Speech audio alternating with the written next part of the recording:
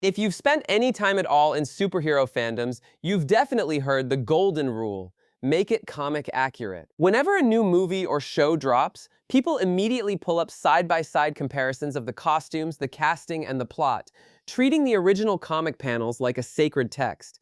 The general rule of thumb seems to be that any change from the source material is a massive betrayal. But what if I told you demanding a 100% accurate adaptation is actually the quickest way to ruin a great story? We are living in the golden age of two massive superhero shows that prove this exact point: The Boys and Both of these shows tackle their source material in very different ways, but they both arrive at the same conclusion. A truly great adaptation isn't a copy-paste job. It's an evolution. Let's start with the extreme end of the spectrum: The Boys. To understand why the show had to change things, you have to look at what Garth Ennis and Derek Robertson created back in the mid-2000s. The original comic was designed to be as cynical, offensive, and gross as legally possible. It was a giant middle finger to the squeaky clean image of corporate superheroes. But what if you read the comic today? Honestly, it kind of feels like listening to an edgy teenager whose only joke is trying to shock you. When Eric Kripke adapted it for television, he knew a direct translation would be unwatchable and hollow. So they kept the basic hook: a CIA-backed crew keeping corporate superheroes in line, and practically threw the rest of the script in the trash. And thank God they did. The changes they made aren't just little tweaks. They are massive rewrites that completely elevate the story. Just look at Homelander. In the comics, he's basically just a sociopath who eventually loses his mind because of a twist where Black Noir turns out to be a more deranged clone of him. It's a twist that only exists for shock value. But the show? The show turns Homelander into this terrifying, incredibly insecure narcissist with massive mommy issues. He is the physical embodiment of corporate greed and right-wing extremism, all wrapped up in an American flag. Then you have Soldier Boy. Comic Soldier Boy is a pathetic coward who literally pees his pants in fear just so the writers can humiliate him. The show completely threw that out and cast Jensen Ackles to play this hyper-competent, swaggering relic of the Cold War. He becomes this dark mirror to Homelander and a walking monument to toxic masculinity. But the show doesn't just make the villains better. It gives desperately needed humanity to characters who were written as total scumbags. Take A-Train. In the comic, he is a garbage person from day one and eventually gets a gruesome, forgettable death. In the show, A-Train actually goes through a grueling multi-season redemption arc. We watch him struggle with the physical toll of his powers, the reality of being exploited by Vought, and his own cowardice, until he finally starts risking his life to do the right thing.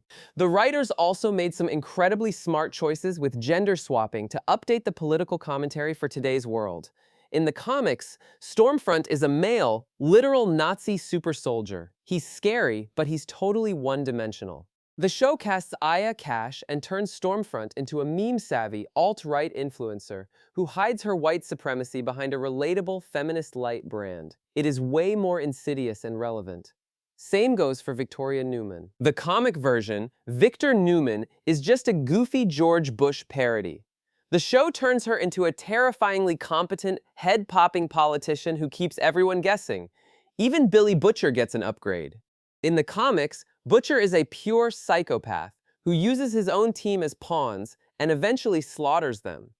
TV Butcher is definitely toxic, but underneath all that grit, he genuinely cares. He sees Huey as a little brother, he agonizes over Ryan, and he fights his own dark urges to protect his team. Giving Butcher a soul turns his dark path into a tragedy instead of just an inevitable bloodbath. Now, what if the source material is already a masterpiece? If The Boys is an example of tearing a house down to the studs, Invincible is a masterclass in renovating a classic. Robert Kirkman's comic is already considered one of the greatest superhero runs ever. It didn't need saving. But when you write a comic for 15 years, you're going to run into pacing issues and early installment weirdness. So, when Kirkman helped adapt his own work for TV, he treated the show like a second perfected draft. The core story of Mark Grayson learning the horrifying truth about his dad, Omni-Man, is still there, but the show makes these brilliant, surgical changes to make it hit harder for a TV audience. The biggest one? The timeline. In the comic, Omni-Man murdering the Guardians of the Globe doesn't happen until issue 7. Up until then, it's a pretty standard teen superhero book. The show moves that horrific massacre to the final minutes of episode 1. By showing us the monster hiding under the cape right out of the gate, it completely changes the vibe of the first season. Every time Omni-Man is on screen, there is a suffocating sense of dread. Normal family dinners suddenly become these incredibly tense, nail-biting scenes because we know what he is, and his family doesn't. The show also trimmed the fat. Long comics always have a Monster of the Week filler. The show takes those random plots, like the Flaxen invasions or the terrifying Reaniman, and weaves them directly into the main story. They aren't side quests anymore. They actually drive the plot and mess with the characters' heads, making the whole universe feel connected and dangerous. But the biggest upgrade goes to the characters themselves, especially Mark's mom, Debbie. In the early comics, Debbie is mostly sidelined. When she finds out the truth about Nolan, she spends a lot of time crying and just letting the story happen to her. Even worse, later in the comics, when she and Nolan finally cross paths again, they basically argue for 5 minutes and then make up. It felt rushed, it totally undermined her trauma, and a lot of readers hated it. The animated series fixes this completely. TV Debbie is fierce, smart, and refuses to be a bystander. She actively investigates her husband. When her world falls apart, the show actually lets us sit with her grief. We watch her struggle with depression and anger in a very real way. Because the show treated her trauma with so much respect, fans now totally trust the writers to handle her eventual reunion with Nolan. We know she isn't just going to forgive and forget. She feels like a real human going through an impossible cosmic nightmare. The show does this for the supporting cast too. Mark's best friend William is openly gay from the start, skipping the clumsy coming out arc from the comics. Cecil and the GDA is introduced way earlier, and Damien Darkblood is a real detective, not a comedic relief. Every single change tightens the story up and makes it hit harder emotionally. The confrontation between Omni-Man and Oliver is different and feels more real.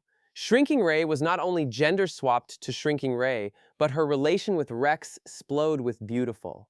Thaddeus can held his own unlike comics where he was weak and could not fight, and many more small changes that overall improved the overall story. So, what do The Boys and Invincible teach us? They prove that a good adaptation isn't just transcription. Comics rely on internal monologues and letting the reader set the pace. TV needs momentum, great acting, and tight episodes. If a showrunner is forced to copy a comic panel for panel just to keep the loudest people on the internet happy, you usually end up with a stiff, boring show. At the end of the day, strict comic accuracy doesn't matter. What matters is thematic accuracy. What matters is nailing the vibe of the world. The Boys took a messy, cynical comic and made it a masterpiece of modern satire.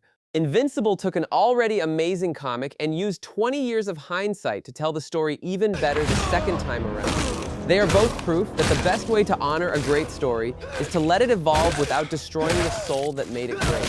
Well, that's it for today, guys. Hope you guys liked the video. Subscribe my channel and don't forget to like the video. Thank you. See you next time. Take care. Bye-bye.